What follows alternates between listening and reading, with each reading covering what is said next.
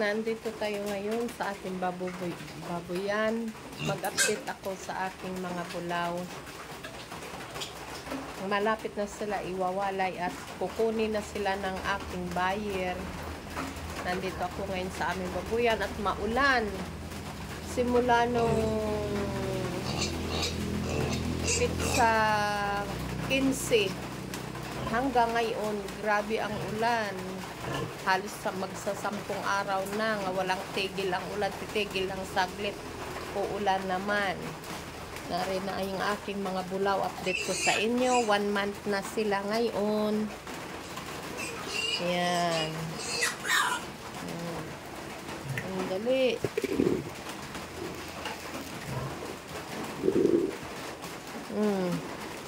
Jik jik.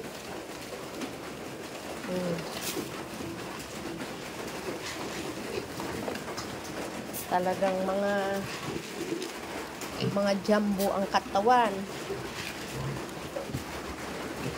Malalakas ng kumain.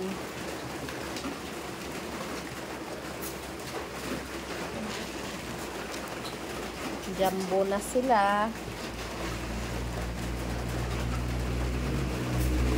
30 days na, 30 days.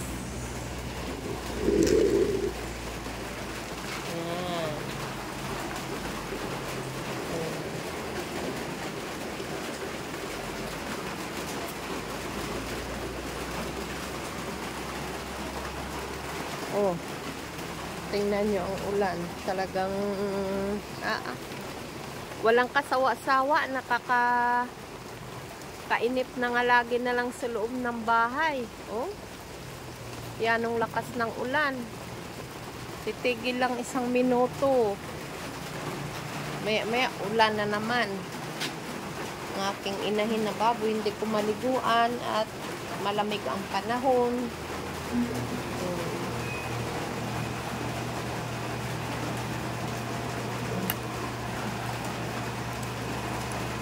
Sila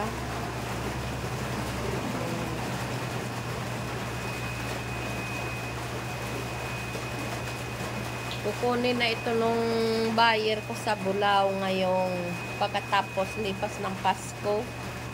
Pick upin na sila.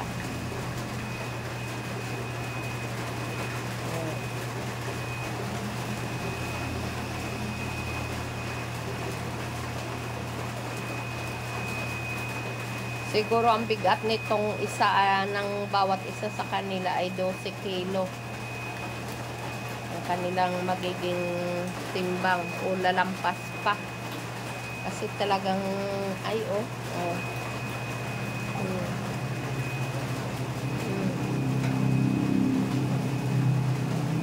ganyan na sila kalalaki, 1 month pa lang.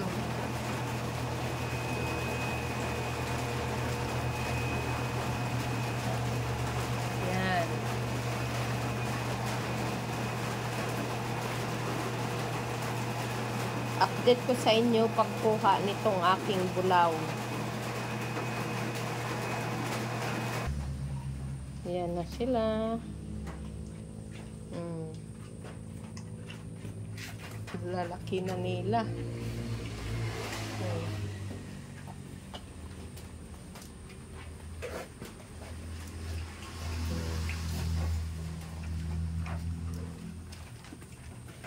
Kakatuwa na.